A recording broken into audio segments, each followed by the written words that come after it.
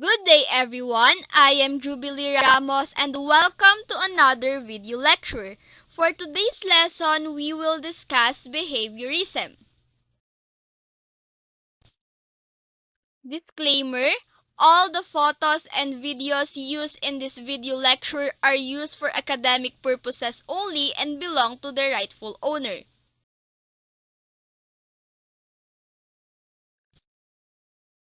What is the behavioral learning theory?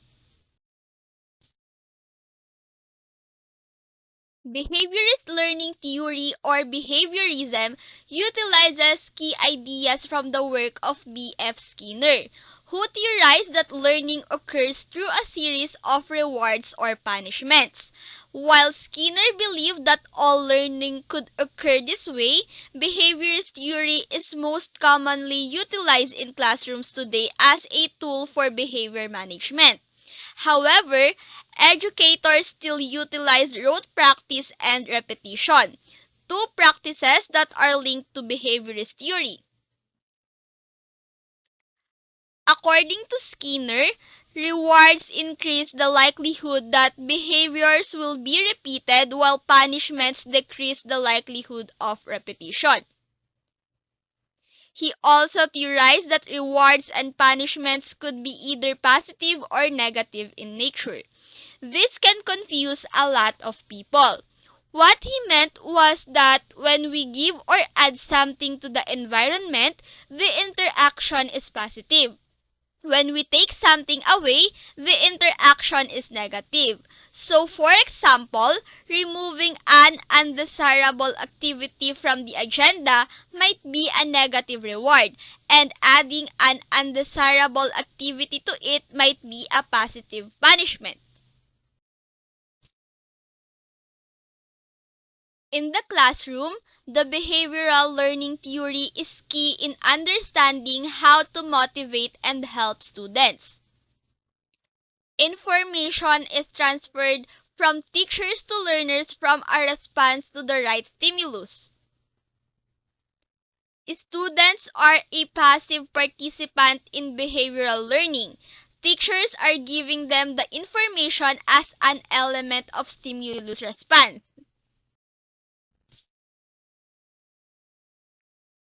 Teachers use behaviorism to show students how they should react and respond to certain stimuli.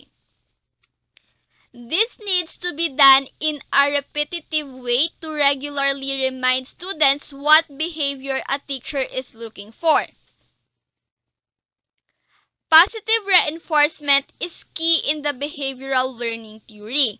Without positive reinforcement, students will quickly abandon their responses because they don't appear to be working. For example, if students are supposed to get a sticker every time they get an A on a test, and then teachers stop giving that positive reinforcement, less students may get A's on their test because the behavior isn't connected to a reward for them. Repetition and positive reinforcement go hand in hand with the behavioral learning theory. Teachers often work to strike the right balance of repeating the situation and having the positive reinforcement come to show students why they should continue that behavior. Motivation plays an important role in behavioral learning. Positive and negative reinforcement can be motivators for students. For example, a student who receives praise for a good test score is much more likely to learn the answers effectively than a student who receives no praise for a good test score. The student who receives no praise is experiencing negative reinforcement. Their brain tells them that though they got a good grade, it didn't really matter. So the material of the test becomes unimportant to them. Conversely, students who receive positive reinforcement see a direct correlation to continuing excellence completely based on that response to a positive stimulus.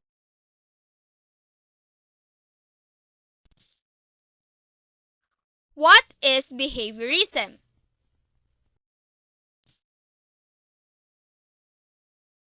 Behaviorism is primarily concerned with observable and measurable aspects of human behavior. In defining behavior, behaviorist learning theories emphasize changes in behavior that result from stimulus-response associations made by the learner.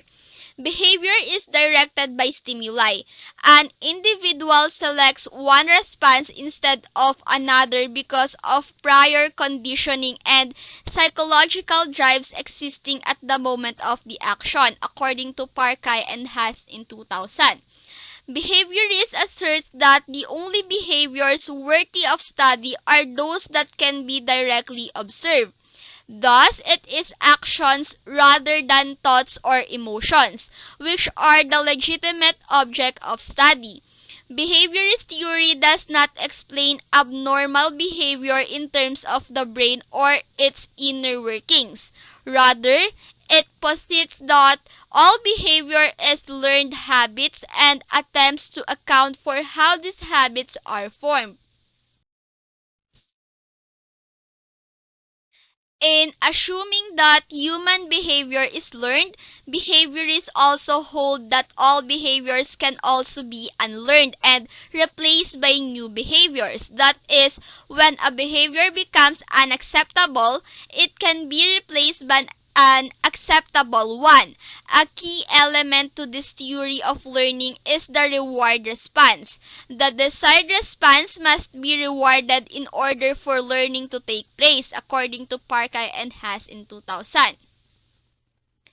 In education, advocates of behaviorism have effectively adopted this system of rewards and punishments in their classroom by rewarding desired behaviors and punishing inappropriate ones. Rewards vary but must be important to the learner in some way. For example, if a teacher wishes to teach the behavior of remaining seated during the class period, the successful student's reward might be checking the teacher's mailbox, running an errand, or being allowed to go to the library to do homework at the end of the class period. As with all teaching methods, success depends on each student's stimulus and response, and on associations made by each learner. A common example of behaviorism is positive reinforcement. A student gets a small treat if they get 100% on their spelling test. In the future, students work hard and study for their test in order to get the reward. In short, behaviorism views that learning involves change in behavior. Learning is strengthened through reinforcement, feedback, practice, or repetition. Learning involves the formation of associations between specific events, stimuli, and specific action, which is response.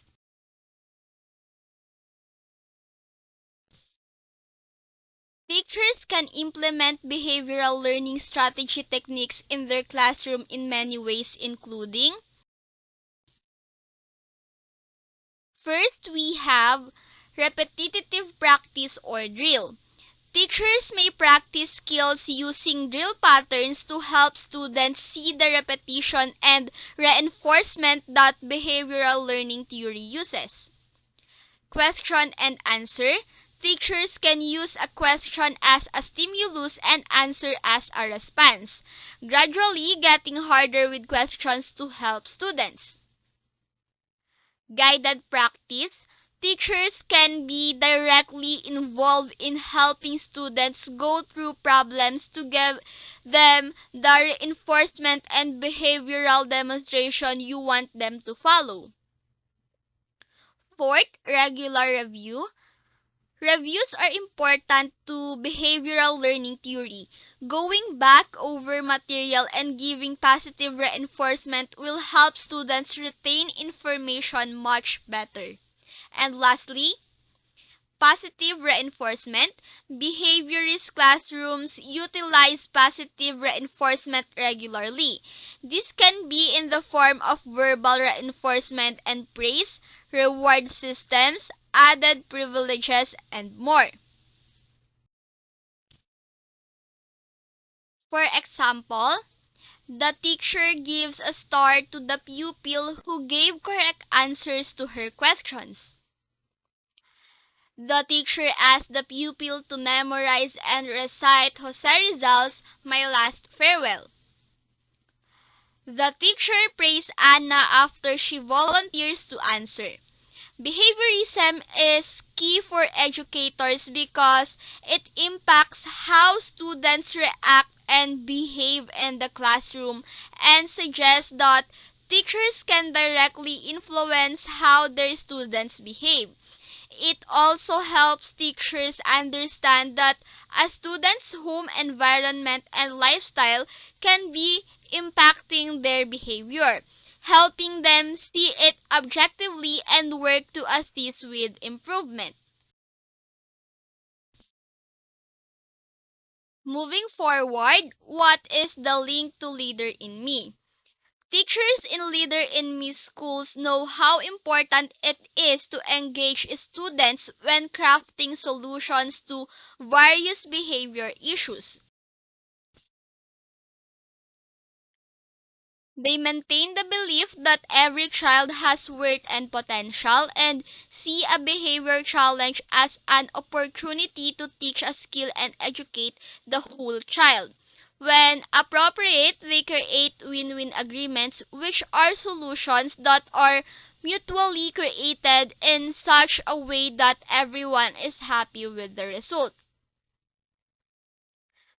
Teachers and students might work together to answer the following questions. First, what behavior are we noticing? Why is it happening? When is it happening?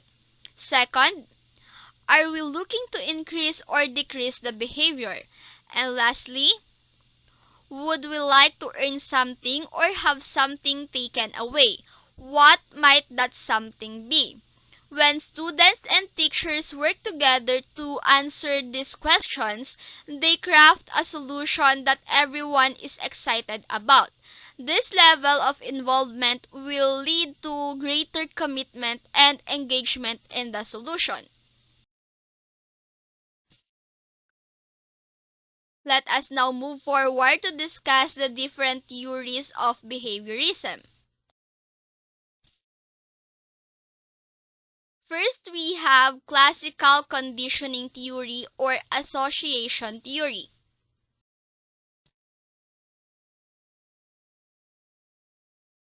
Classical conditioning theory or association theory was postulated by Ivan Pavlov.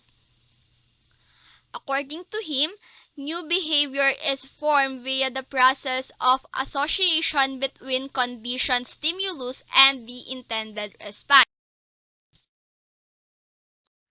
Pavlov Dogs is a popular behaviorism experiment.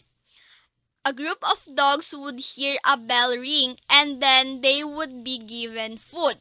After enough time, when the bell would ring, the dogs would salivate, expecting the food before they even saw it. This is exactly what behaviorism argues, that the things we experience and our environment are the drivers of how we act.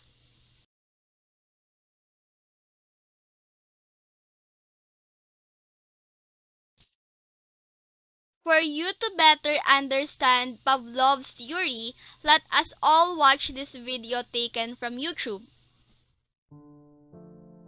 Classical conditioning is a way of learning where a stimulus that triggers a biological response is paired with a new stimulus that then results in the same reaction. The most famous work in classical conditioning was done by Ivan Pavlov in the 1890s. During this time, Pavlov did a lot of research around the digestive processes of dogs. One day during his research, Pavlov noticed that the dogs began to salivate in the presence of the technician who normally fed them. He wondered if the technician was a trigger that stimulated a response associated with food. To find out, he constructed an experiment that would allow him to measure a dog's output of saliva. First, he served the dog food. Then, he served food while playing the sounds of a metronome and repeated the process a few times. Finally, he removed the food and only played the metronome. The dogs began to salivate in response to the metronome alone. Pavlov concluded that if a new stimulus was present when the dog was given food, then that stimulus became associated with food and caused salivation on its own. When he published his findings, Pavlov called the food an unconditioned stimulus because its effects on the dog were not learned. Instead, they triggered an unconditioned response that happened naturally and completely out of the dog's control. The metronome is at first a neutral stimulus. Through the process of repetitive pairing with food, the dog learns to connect the two. This means that the neutral stimulus becomes the conditioned stimulus, and the response to that, a conditioned response. He also reported that 1. Learning occurred most rapidly when the interval between the sound and the appearance of the food was short. 2. The saliva produced by the sound differed in composition from that produced by the food, which means that the conditioned response was not an exact replica of the unconditioned response. 3. While there are several forms of conditioning, such as forward and backward conditioning, classical conditioning cannot create new behavior or be used for training, but instead triggers involuntary biological responses. 4. We can almost entirely undo the conditioning. This happens through extinction, when we repeatedly present the conditioned stimulus in the absence of the unconditioned stimulus. So, what occurs inside the brain? When a dog sees the food, the signals from the eyes and nose stimulate the brain, which activates the salivation glands to secrete saliva to aid the dog with the digestion.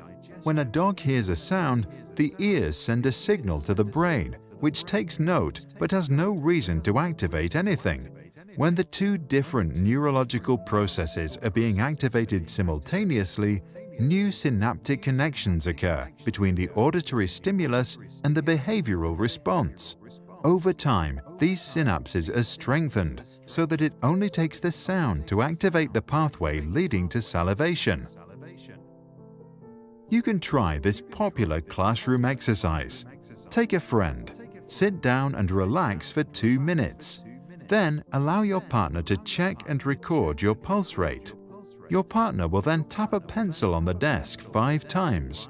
Right after, stand up and hop on one leg for 30 seconds and then check your pulse again. Repeat the procedure 4 times, having the partner record all data. After relaxing for the 5th time, your partner will tap the pencil 5 times as usual. Now, instead of getting up for your exercise, only check your pulse. If the conditioning was successful, your pulse rate will rise even without engaging in exercise. What do you think? Does classical conditioning always work? If so, are commercials a form of mental manipulation, and should we limit advertising in public spaces?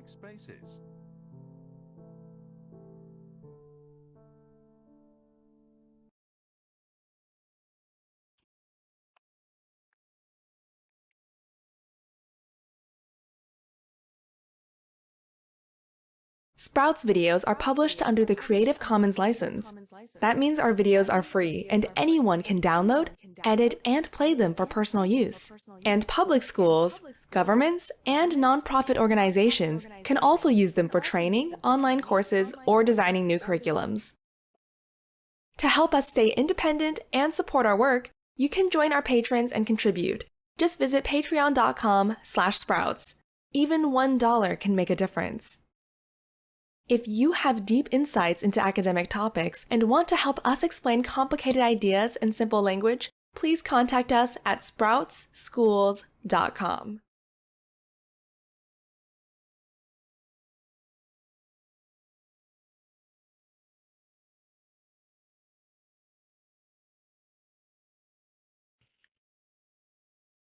Let us now move forward to discuss the second theory under behaviorism, which is operant conditioning theory or reinforcement theory.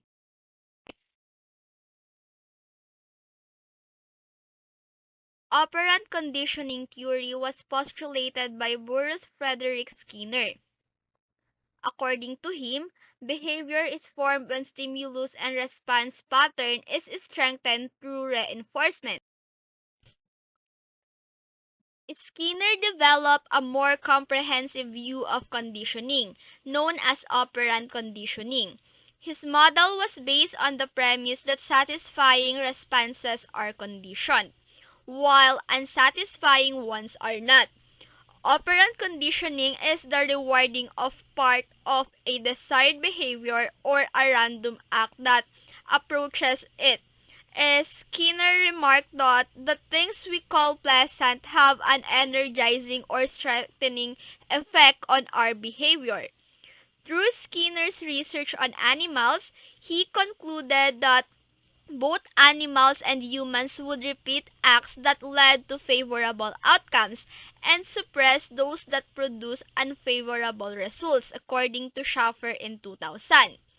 If a rat presses a bar and receives a food pellet, he will be likely to press it again. Skinner defined the bar pressing response as operant and the food pellet as a reinforcer. Punishers, on the other hand, are consequences that suppress a response and decrease the likelihood that it will occur in the future. If the rat had been shocked every time it pressed the bar, that behavior would cease. Skinner believed that habits that each of us develops result from our unique operant learning experiences, according to Schaffer in 2000. There are two types of reinforcement. The first one is the positive reinforcement. So, positive reinforcement is the addition of pleasant things to increase the wanted behavior. For example, an extra allowance was given to a child after cleaning his room. And for another example, to submit all the activities on time, the teacher will give an additional 10 bonus points. And for negative reinforcement, it is removing of unpleasant things in order to increase the wanted behavior. And here is the example. The child cleans his room to stop his mother from nagging him to clean the room. So another example, by doing all his homework on time, Ben will not clean the dishes.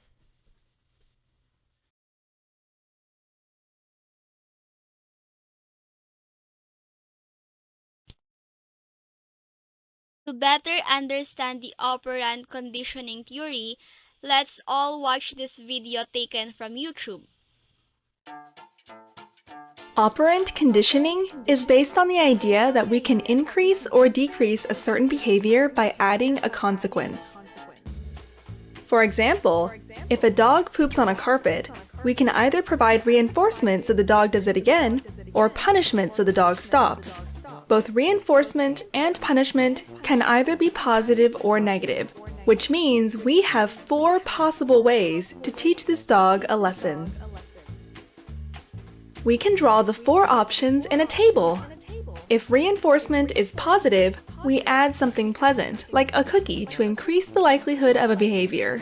If reinforcement is negative, we still want to increase the desired behavior, this time by removing something unpleasant, like the leash.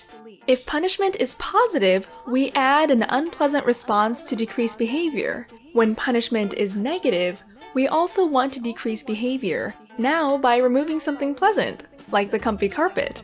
If we stop any sort of manipulation, the conditioned behavior will eventually disappear again. This is called extinction. Operant conditioning was first studied by Edward L. Thorndike, and later made famous by the work of B.F. Skinner. Skinner believed that organisms are doing what they do naturally until they accidentally encounter a stimulus that creates conditioning, which results in a change in behavior. To test this, he placed a rat inside an operant conditioning chamber, which later became known as the Skinner box. Among other things, inside the box was a lever that would release food when pressed. Conditioning happens in a three-term contingency, today known as the ABCs of behavior. A stands for antecedent. The rat accidentally hits the lever that triggers the release of food. B stands for behavior and refers to the response. The rat keeps pressing the lever. C stands for consequence. Food keeps coming out. The strength of the response to the conditioning depends on the schedule of reinforcement. If there is always food after pressing, the rat behaves predictably. If the food is released randomly, the rat behaves erratically like an addict. Skinner, born in 1904, was a professor of psychology and subscribed to behaviorism. He argued that you can only study behavior that is visible, and anything happening only within the mind is either a misconception or irrelevant to science.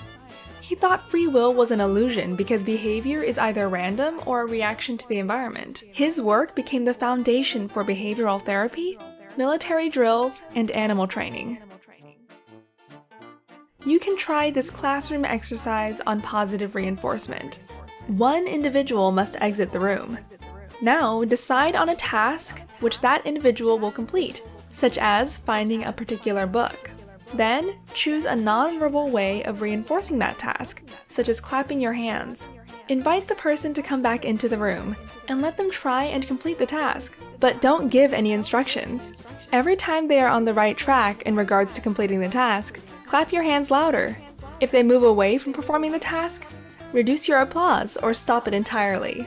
Once the person understands what they are supposed to do, let them explain the task. Did they get it right?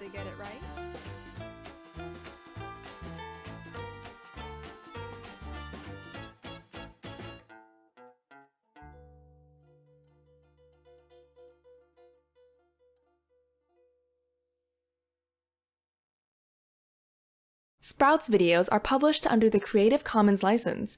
That means our videos are free and anyone can download, edit, and play them for personal use. And public schools, governments, and nonprofit organizations can also use them for training, online courses, or designing new curriculums. To help us stay independent and support our work, you can join our patrons and contribute. Just visit patreon.com/sprouts. Even $1 can make a difference. If you have deep insights into academic topics and want to help us explain complicated ideas in simple language, please contact us at sproutsschools.com.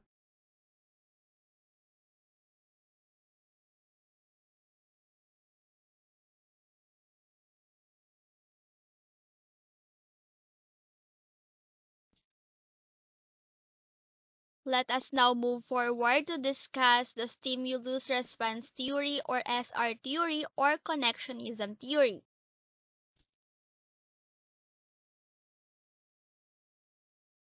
The stimulus response theory was postulated by Edward Thorndike. According to this theory, behavior is formed as a result of connection between stimulus and response. Connection of stimulus and response may strengthen or weaken by the nature and frequency of the SR pairing. The SR framework of Thorndike paved way to his formulation of three laws of learning. The first one is law of readiness. Preparedness or readiness strengthens the connection of SR. For example, Krisha answered quickly the question of the teacher because she studied her lesson a week before the recitation. The second law is law of exercise. Frequent repetition strengthens the connection of SR. For example, Adi perfectly memorized the multiplication table because he practiced every day. And And lastly, the law of effect. Satisfying effect strengthens the connection of SR. For example, A wants to recite in front of the class because her teacher always praises her every time she recites.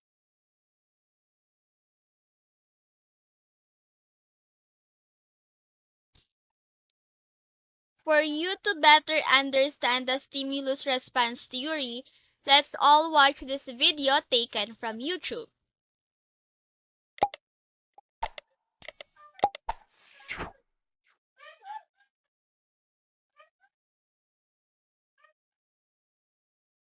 Edward Thorndike is the father of modern educational psychology and founder of behavioral psychology. So, two special positions for this psychologist who worked for education in terms of student behaviors. Why do students, individuals, young children behave in whatever manner they behave in? Like most psychological studies, you cannot do work on human beings directly. Human beings cannot be used as guinea pigs to learn about how human beings behave or why they do certain things. And so, Thorndike also started his research with animals, rats. And what he did was he provided a stimulus and saw how the rats behaved. That is classical conditioning. So a particular stimulus led to a particular response. If the stimulus provided food or water, it continued to happen because obviously the animal was hungry and thirsty and needed food and water. If the stimulus was negative, for example, the animal got a mild electric shock, the animal wasn't interested in doing the same behavior again and again. And so you learn to avoid inappropriate behaviors and you learn to promote the appropriate behaviors. And that is the connection that the rats made, the animals that Thorndike worked with made. And that philosophy got transferred into the classroom. If animals can learn to copy, to continue, to go on and do appropriate behaviors long term and not indulge in or not do inappropriate behaviors long term, students can also do it. The key is, do the students see the connection between appropriate behavior that could lead to a reward or an inappropriate behavior that could lead to punishment? Once that connection is seen, students will, individuals will, young people will learn to behave in appropriate ways. So learning from animals transformed classrooms, moved into classrooms, and we've seen today now that students change behaviors when teachers appropriately use the system of connection, making the young child understand why this is being rewarded and why that is not being rewarded. In 1928, Thorndike conducted his first major study with adults. After working for years with animals, replicating, duplicating his experiments and studies, making sure that nothing was going to go wrong once he moved from animals to human beings. Because when you work with human beings, you really want 0% error. You don't want human beings getting too bad or dying or negativities happening, because then no human being is going to volunteer for experimental purposes. So it took Thorndike years of study and work on animals before he conducted his first major study with human adults in 1928. So what is Edward Thorndike's connectionism? It is defined as learning a connection or association of an increasing number of habits. Yes, once you see the connection between one thing and two things and three things, the connection should expand. It should grow. And as connections grow, because that is how human beings survive in society, connections have to grow. But the important thing is for people to understand how these connections are associated, what they contribute for the individual and for others. So more complicated associations means higher levels of understanding. When connections go beyond just one straight linear parameter, when they go off in different directions, in different angles, then higher order thinking and higher order learning is happening. What Edward Thorndike finally did was he based his work, he looked at his work, he understood his work clearly, and then gave three laws of learning. We will look at the three laws soon. What these three laws simply indicate is a summary, a synopsis of Thorndike's work, and all three laws can be applied to all students in our classrooms even today.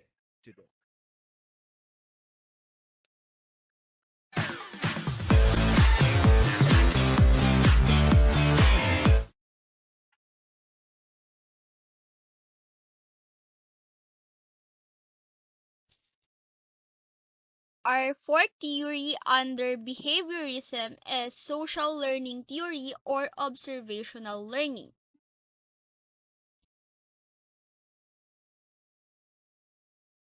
Social learning theory was postulated by Albert Bandura.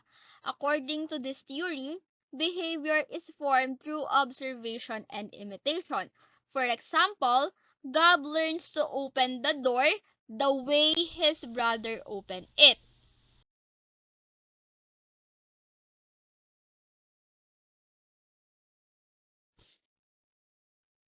To better understand social learning theory, here's another video taken from YouTube for us to watch. Do you have a fear of snakes, or perhaps other animals? Do you think that you could get over this fear by observing other people that had snake phobias? This is exactly the experiment that was conducted years ago to help the psychologist Albert Bandura understand the importance of behavioral models. The psychologist Albert Bandura discovered the importance of behavioral models when he was working with patients with snake phobias. He found that the patient's observation of former patients handling snakes was an effective therapy. The patients in treatment abstracted the information that others who were like them handled snakes with no ill effects. These patients considered that information in reflecting on their own behavior. Bandura found that these observations were more effective in treating their phobias than persuasion and observing the psychologist handle the snakes. Bandura's social learning theory stresses the importance of observational learning, imitation, and modeling. His theory integrates a continuous interaction between behaviors, personal factors, including cognition, and the environment, referred to as reciprocal causation model. However, Bandura does not suggest that the three factors in the triadic model make equal contributions to behavior. The influence of behavior, environment, and person depends on which factor is strongest at any particular moment. In the model, B, or behavior, refers to things like complexity, duration, skill, etc. The E stands for environment, and it's comprised of the situation, roles, models, and relationships. P, or person, is comprised mainly of cognition, but also other personal factors such as self-efficacy, motives, and personality. Here's a classroom example to help make this point more clear. In the classroom, as the teacher presents a lesson to the class, students reflect on what the teacher is saying. This is where the environment influences cognition, a personal factor. Students who don't understand raise their hands to ask a question. This is where personal factors influence behavior. So the teacher reviews the point. Behavior influences the environment. Bandura's most famous experiment was the 1961 Bobo doll study. Briefly, he made a video in which an adult woman was shown being aggressive to a Bobo doll, hitting and shouting aggressive words. The film was shown to groups of children. Afterwards, the children were allowed to play in the room with the same doll. The children began imitating the model by beating up the doll and using similar aggressive words. The study was significant because it departed from behaviorism's instances that all behavior is directed by reinforcement or rewards.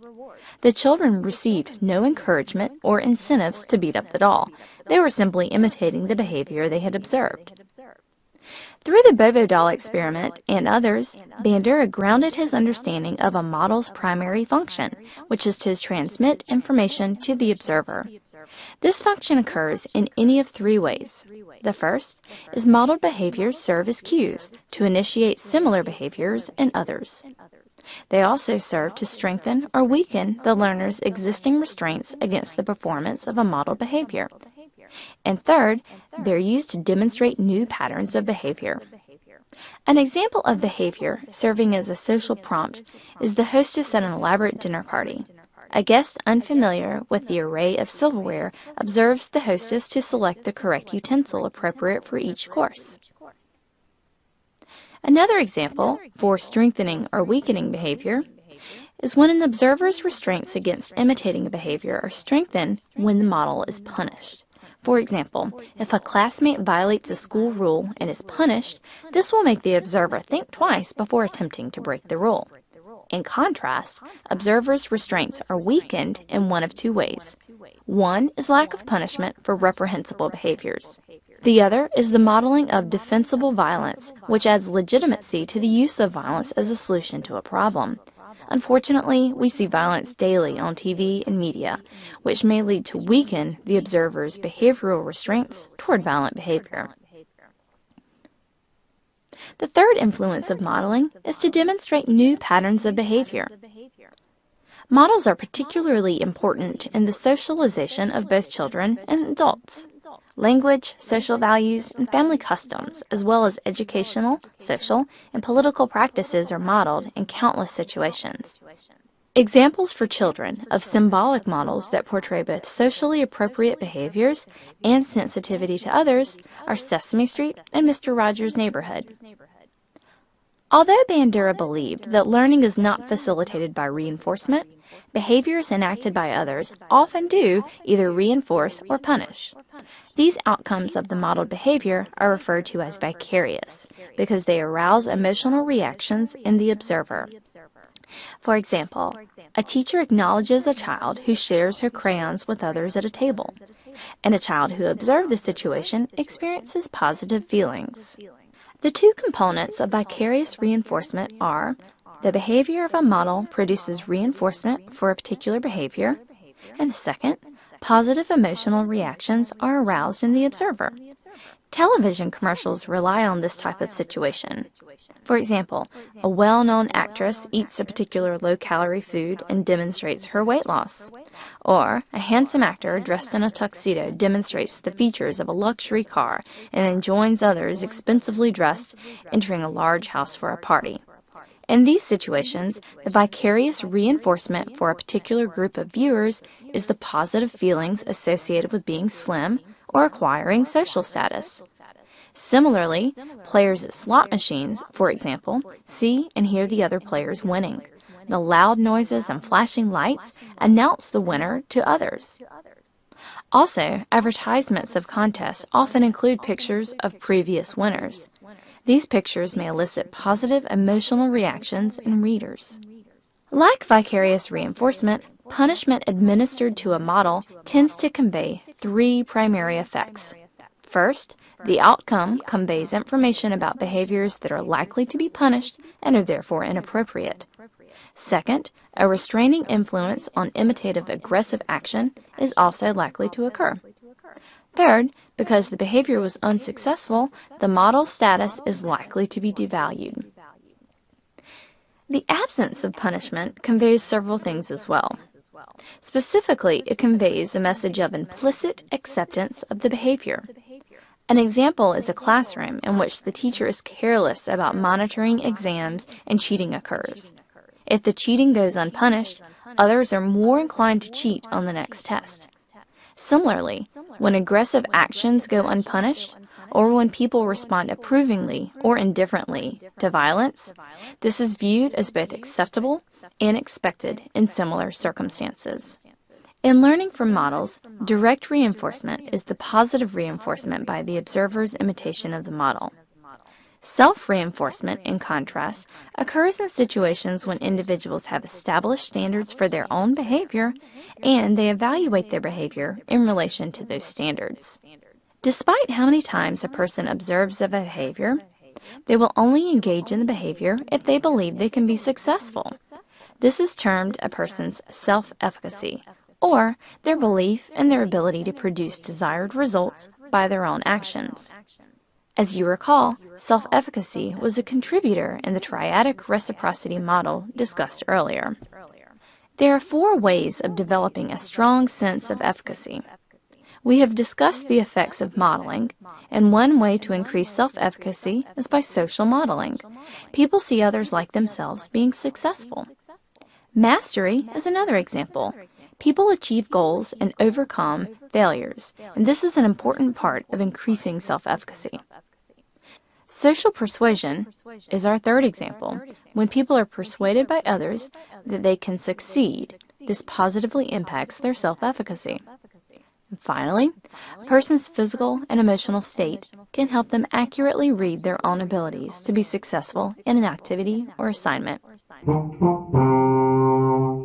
So in summary, Bandura's social cognitive theory is based on the triadic reciprocity model in which behavior, personal traits, and the environment interact. Vicarious reinforcement and punishment also play a role in determining whether an individual will choose to engage in a behavior or not. Let's return to our original example now. After understanding how the social cognitive theory works, do you think you could learn to not fear snakes by simply observing other former snake-phobic people handling snakes?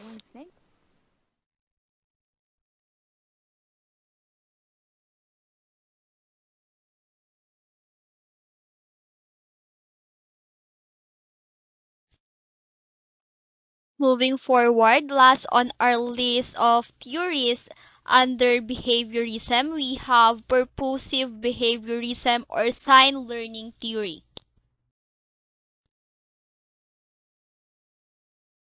Purposive behaviorism was postulated by Edward Tolman, and according to this theory, an individual performs a behavior because it has a purpose or goal. For example, Icy learns to open the door because she wanted to go outside.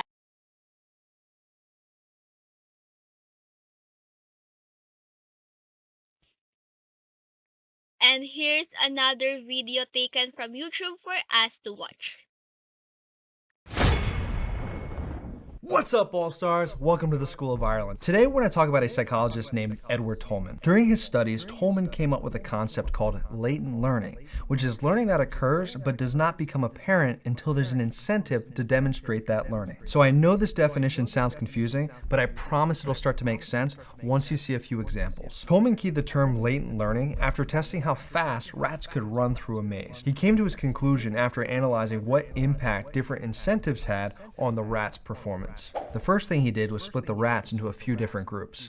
The first group received a food reward for completing the maze, and the second group, aka the control group, received nothing for completing the maze. So let me ask you this, which of these two groups do you think completed the maze faster? Yeah, this one's pretty obvious. If you said the first group that received a food reward, you're right. It's because they had an incentive to complete the maze faster than the group that didn't get the food. But Tolman didn't stop his experiment here. He also had a third group of rats that was required to run the maze for 10 days without any reward. This meant that this third group of rats wandered somewhat aimlessly around the maze, just like the control group did. But then Tolman did something very interesting. On the 11th day, Tolman gave this group of rats a food reward for completing the maze. What's fascinating happening is once this third group of rats received a reward, they completed the maze faster than both the other groups. And this is because of latent learning. In other words, this third group of rats knew or learned how to run the maze within the first 10 days. However, this was not apparent until these rats were given a reward or an incentive to demonstrate that they learned how to run the maze. Let me give you another example. Let's say you're trying to train a dog how to sit using only verbal commands, but for whatever reason, it just won't listen. Let's say you've been trying to train the dog for a week and you're beginning to get really frustrated. And then after dinner one night, you see that you have some leftover food on your plate that you decide to pick up and take over to your dog. And then you tell the dog to sit, and it suddenly does so. Well, why did this happen? Why didn't the dog listen earlier? The answer is latent learning. The dog already knew how to sit due to all the training that you had already given it leading up to this point. However, this learning did not become apparent until the dog had an incentive to show it off. Let me give you one more example. Let's say one of your parents drops you off at school every single day and then proceeds to drive off to work. Well, let's say one day that parent gets sick and you have to drive yourself to school. If you can get yourself to school without using a GPS, that's latent learning. You learned how to get to school on your own by watching the turns your parent made every single day. However, this learning did not become apparent until you had to drive yourself, and the reward in this case is getting to school. So those are 3 examples of latent learning. But you should also note that Tolman coined another term in regards to his rat studies, and that is a cognitive map. A cognitive map is a mental representation of the layout of one's environment. Let me show you how this works. I want you to close your eyes, and I want you to visualize in your head how to walk from the front door of your house to your room. Can you do it? Or try this one. Can you visualize the route you would take and all the turns that you would make in order to get to your best friend's house? If you can picture these things in your head, you're using a mental or cognitive map. So that's pretty much it for today. But I wanted to ask you, can you think of any ways in which you have demonstrated latent learning? If so, go ahead and share your experience in the comments. That's it, all stars. Please don't forget to check out all the other awesome videos that are on this channel. Make sure you like and subscribe. Have a great day.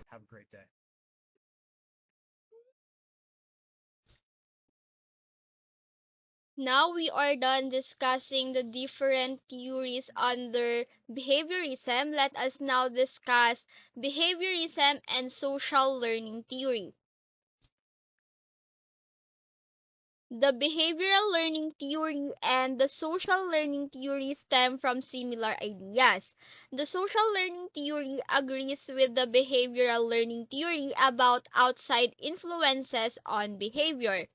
However, the social learning theory goes a step further and suggests that internal psychological processes are also an influence on behavior. Students or individuals may see things being done, but the social learning theory says that internal thoughts impact what behavior response comes out. Behaviorism doesn't study or feature internal thought processes as an element of actions. Social learning argues that behavior is much more complicated than the simple stimulus and response of behaviorism. It suggests that students learn through observation and then they consciously decide to imitate behavior. There are underlying emotions like peer pressure and a desire to fit in that impact behavior. Moving forward, let us now discuss the behaviorism criticisms. While behaviorism is a great option for many teachers, there are some criticisms of this theory. Behaviorism is best for certain learning outcomes like foreign languages and math, but aren't as effective for analytical and comprehensive learning. Other critics of behavioral learning say that the theory doesn't encompass enough of human learning and behavior, and that it's not fully developed. Other theories have come forward that behaviorism further, implying that there are many additional factors to consider when evaluating behavior. If you are hoping to one day become a teacher, it's important to get the right degree and credentials to help you be prepared for success. It's also important to understand learning theories to be ready to take on students and the classroom. When you understand more about psychology and how students learn, you're much more likely to be successful as an educator.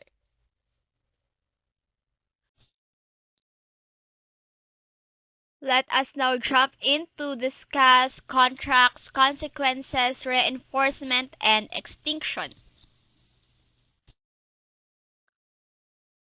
Simple contracts can be effective in helping children focus on behavior change. The relevant behavior should be identified, and the child and counselor should decide the terms of the contract. Behavioral contracts can be used in school as well as at home. It is helpful if teachers and parents work together with the student to ensure that the contract is being fulfilled. Next, we have consequences occur immediately after behavior. Consequences may be positive or negative, expected or unexpected, immediate or long-term, extrinsic or intrinsic, material or symbolic, emotional or interpersonal, or even unconscious. Consequences occur after the target behavior occurs, when either positive or negative reinforcement may be given. Positive reinforcement is presentation of stimulus that increases the probability of a response. Third, we have negative reinforcement increases the probability of a response that removes or prevents an adverse condition. Many classroom teachers mistakenly believe that negative reinforcement is punishment administered to suppress behavior. However, negative reinforcement increases the likelihood of a behavior as does positive reinforcement. Negative implies removing a consequence that a student finds unpleasant. We have here reinforcement and punishment comparison, where in positive something is added. For positive reinforcement, something is added to increase desired behavior. For example, smile and compliment student on good performance. And for positive punishment, we have something is added to decrease undesired behavior.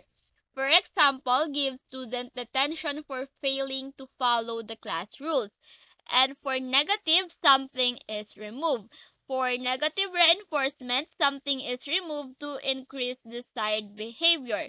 For example, give a free homework pass for turning in all assignments. And negative punishment, something is removed to decrease undesired behavior. Make students miss their time in recess for not following the class rules. Next, we have extinction decreases the probability of a response by contingent withdrawal of a previously reinforced stimulus. We also have modeling. Modeling is also known as observational learning. Albert Bandura has suggested that modeling is the basis for a variety of child behavior. Children acquire many favorable and unfavorable responses by observing those around them. A child who kicks another child after seeing this on the playground, or a student who is always late for class because his friends are late, is displaying the results of observational learning. Then we have shaping. Shaping is the process of gradually changing the quality of a response. The desired behavior is broken down into discrete, concrete units or positive movements, each of which is reinforced as it progresses towards the overall behavioral goal. In the following scenario, the classroom teacher employs shaping to change student behavior. The class enters the room and sits down but continue to talk after the bell rings. The teacher gives the class 1 point for improvement and that all students are seated. Subsequently, the students must be seated and quiet to earn points which may be accumulated and redeemed for rewards. And next we have cueing. Cueing may be as simple as providing a child with a verbal or nonverbal cue as to the appropriateness of a behavior.